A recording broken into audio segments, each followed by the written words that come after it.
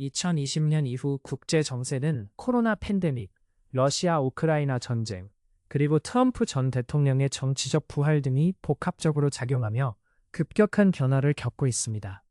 이 세 가지 사건은 세계 질서에 중대한 영향을 미쳤으며 특히 러시아 우크라이나 전쟁은 2차 세계대전 이후 국제 규범의 근간을 흔드는 계기가 되었습니다.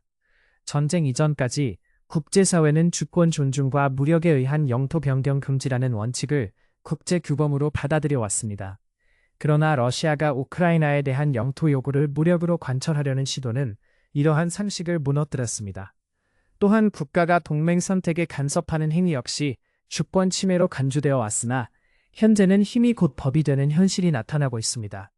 이는 트럼프 전 대통령의 등장과 러시아 우크라이나 전쟁이 맞물리면서 더욱 두드러진 변화입니다. 러시아가 우크라이나를 침공한 배경에는 지리적, 역사적, 정치적 요인이 복합적으로 작용합니다.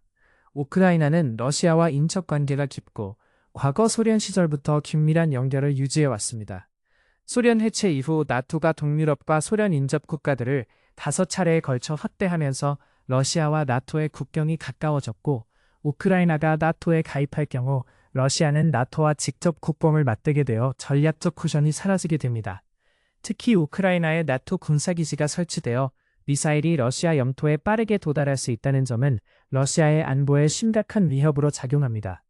2014년 우크라이나에서 친러 대통령이 유럽연합과의 협력 중단을 선언하자 시민들이 대규모 시위를 벌였고 결국 친서방 정권이 들어섰습니다. 이 과정에서 크림반도 주민 대다수가 러시아어를 사용하고 러시아 성향이 강했으며 러시아로의 귀속을 원하는 주민투표가 실시되어 97%가 찬성하는 결과가 나왔습니다. 이에 러시아가 크림반도를 합병하였고 이는 우크라이나 내 친러와 친서방 세력 간 갈등을 심화시켰습니다.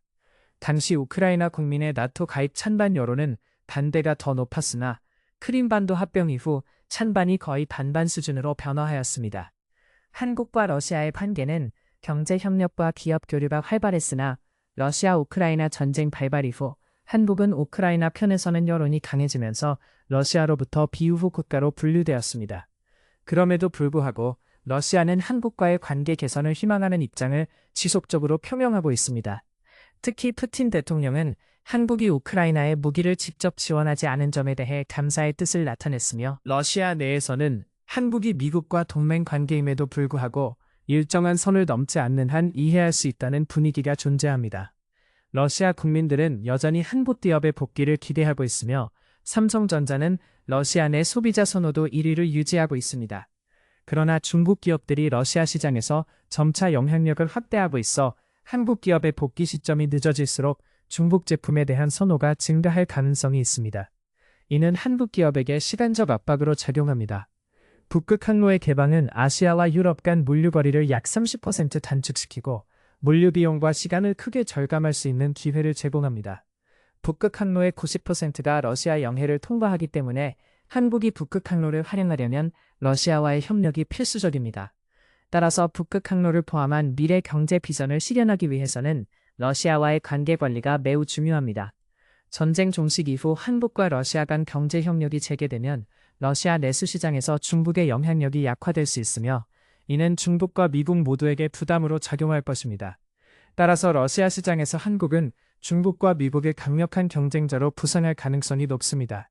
중국과 미국은 이러한 상황을 경계하며 견제할 것으로 예상되나 러시아 시장에서 한국과 중국 기업 간 경쟁은 불가피한 현실입니다. 한편 한반도의 평화와 통일에 대한 국민 여론은 과거에 비해 통일 필요성에 대한 인식이 낮아지고 있습니다. 과거에는 통일 필요성에 대해 64%가 긍정적이었으나 최근에는 긍정과 부정 의견이 거의 비슷한 수준으로 나타나고 있습니다. 특히 20대에서는 통일 필요성에 부정적인 의견이 더 많으며 이는 통일에 따른 비용 부담과 사회적 혼란에 대한 우려 때문입니다. 통일이 이루어질 경우 범죄 문제와 사회 혼란이 악화될 것이라는 인식이 강하게 존재합니다. 통일의 장점으로는 같은 민족이라는 정체성과 한반도가 전쟁 위협에서 벗어날 수 있다는 점이 꼽힙니다. 그러나 국민 대다수는 통일을 하나의 국가가 되는 것으로 인식하고 있어 현실적으로 오랜 기간 분단 상태에 있던 남북한이 하나로 통합되는 과정에 대한 부정적 인식이 큽니다. 따라서 통일에 대한 접근은 단계적으로 이루어져야 하며 궁극적인 목표는 하나의 국가가 되는 것이지만 현재는 자유왕래와 경제협력 등 실질적인 교류 확대를 통해 점진적으로 통일로 나아가는 방안이 필요합니다. 남북한 정부가 서로를 인정하고 수교하는 등 관계 개선을 우선시하며 국민들의 마음과 남북 상황을 고려한 점진적 접근이 통일에 대한 거부감을 줄이는 데 도움이 될 수 있습니다. 이러한 과정 속에서 평화로운 일상을 유지하는 것이 무엇보다 중요합니다.